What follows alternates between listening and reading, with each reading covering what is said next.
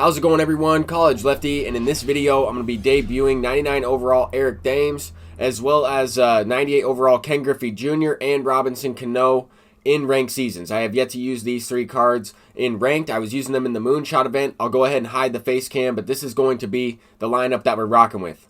And the thing about some of these players that we're trying out, like Eric Thames and Robinson Cano, is that they both hit really well all around. They both hit lefties a little bit better in terms of contact, but also they have a very similar swing. So I'll be looking to see, who performs a little bit better.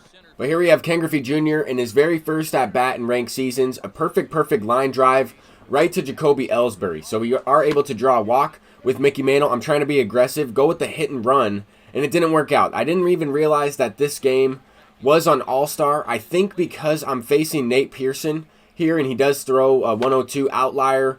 I think that's why I wasn't able to tell that it was on All-Star rather than Hall of Fame. First game of ranked seasons, we're at 700, but this opponent is in the wild card division at about 650 rating. So we do have Nick Lodolo on the mound. He's the only pitcher that I had in my rotation with full stamina, so that's who we're using in this one. However, this opponent also has some guys that absolutely crush left-handed pitching, so he might have to go to a righty against this guy. I know he has some guys on the bench as well. He does have some good lefties in there. Here, Robinson Cano, one of our lefties, making his debut, launching that one out of the stadium.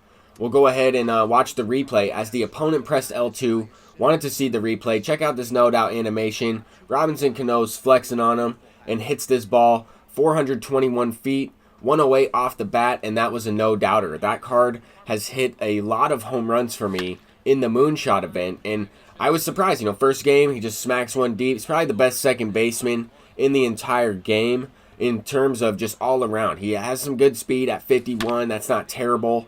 He does have, gold fielding and then the amazing power against both sides. This hit from the opponent, Chris Bryant, definitely should have been a home run. I mean, this field, the ball is just not carrying at all, and I don't really like this field at all. I never really played here, but just based on the first couple of innings, this guy did hit the ball pretty well. I mean, we're playing on All-Star. There could be a lot more runs scored, and we'll also have some situations where the same type of thing is going to happen, or hard line drives right to the center fielder. I mean, we started off the game with a perfect. Here's another one. This is easily a two-run homer at Shippett Field. I mean, this guy should have, 4 or 5 runs already. He's definitely hitting the ball well. I'm just getting a little lucky that he's not pulling the baseball with his left-handed hitters or his right-handed hitters and hitting these home runs, because I feel like if he did pull it, these would be no doubters. He's hitting the ball well, going the other way with it, and just getting rewarded with doubles. So it's a 1-to-1 game. We get a leadoff base hit from Nick Lodolo. Here I thought I crushed this baseball. Change up low in the zone. Swung a little bit late, but still just not even close. Not even a warning track fly ball, but we are going to be able to advance. 45 speed in Nick Lodolo. Now we're just looking to try and score those last runs. I mean, I had a couple chances, had some guys on base, just leaving them stranded. And here we get a double play. Facing Matt Kemp, that's a big play right there. Hanging slider, low in the zone. I thought it could have easily been a 2-run homer. It results in a double play. And here we had another good opportunity. Guys on base. Jacoby Ellsbury's making a crazy play, but we are going to be able to score on a sac fly. Eric Davis comes around. He led off the inning with a base knock. But now we're facing Didi Gregorius with Oral Hershiser, going with the cutter, and he does pull this one. Hits it out of the stadium as well with Didi. Just blasts it off that building out there in right field. So it's a 2-to-2 game. We're looking to respond. We're in the top of the 7th inning already. Not too much action for an all-star game, I would say. I mean, I would expect a lot more runs to be scored. That's another reason why I couldn't even tell it was on All-Star, because a lot of the guys that he was going to were throwing extremely hard. The PCI was a little bit smaller, so I couldn't even tell the difference. I haven't played a game of ranked seasons on All-Star in a while, but I mean, we get a 4-2 lead. Here he hits a home run, make it 4-3. Eric Thames, 0 for 3 in his debut, and now he sends a perfect fly ball to left field. I thought this one was staying in the yard. I thought it was going to be off the wall, but it does go out for a solo shot. So he does go deep in his debut. Here, Robinson Cano hitting his second home run of the game in his debut of ranked seasons.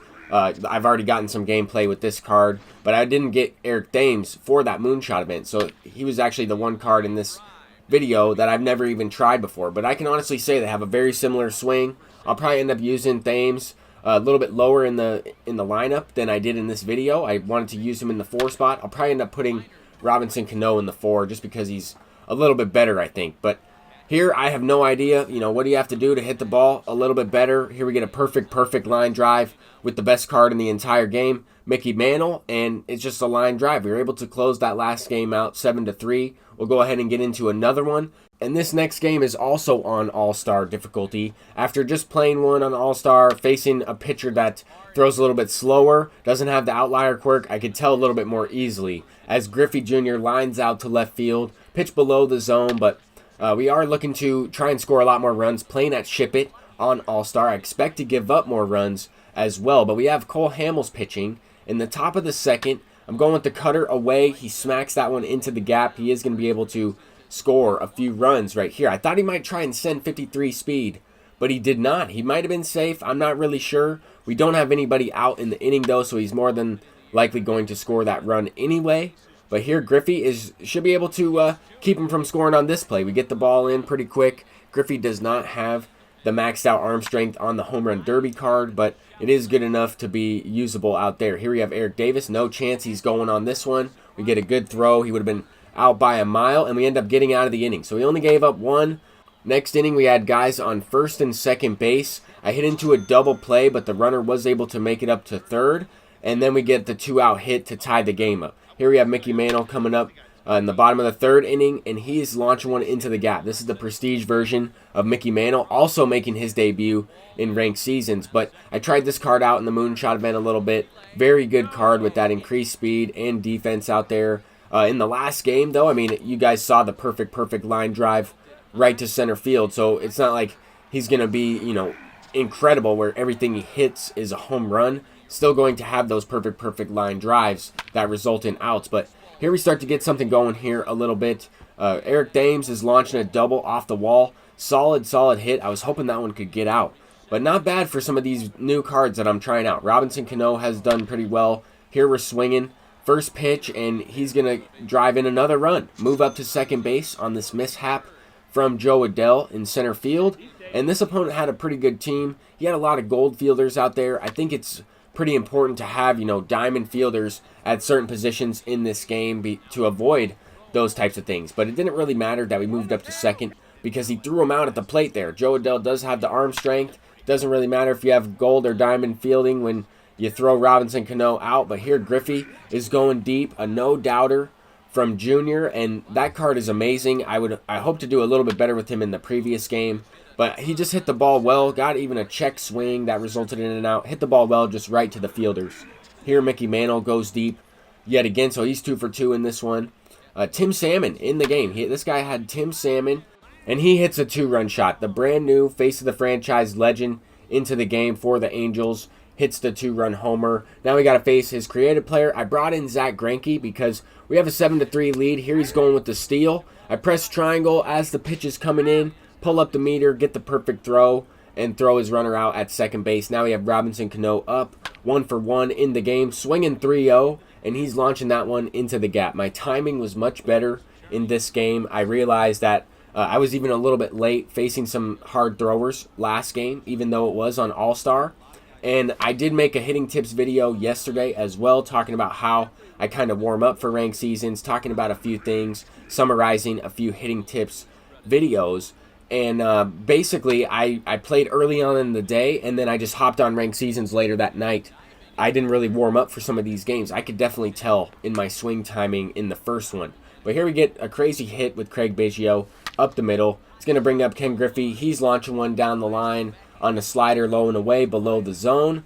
And we are able to get up to third base with Biggio. 90 speed, that's where that comes into play. Now we have Mickey Mantle up. 2 for 3. Has a double, a home run, and now he's launched one into the gap. This one's going to get down. I thought he might have a chance to make the play, but that's Tim Salmon out there. So Mickey Mantle's cashing in another couple runners here, and he gets a triple. So he's a single away from the cycle in this game. I'm not quite sure if we're going to be able to get the cycle with Prestige Mickey Mantle, but we might be able to get this mercy rule if we don't give up a bunch of runs here. 11-4 ball game. We're looking to score a few more runs here to try and finish it off.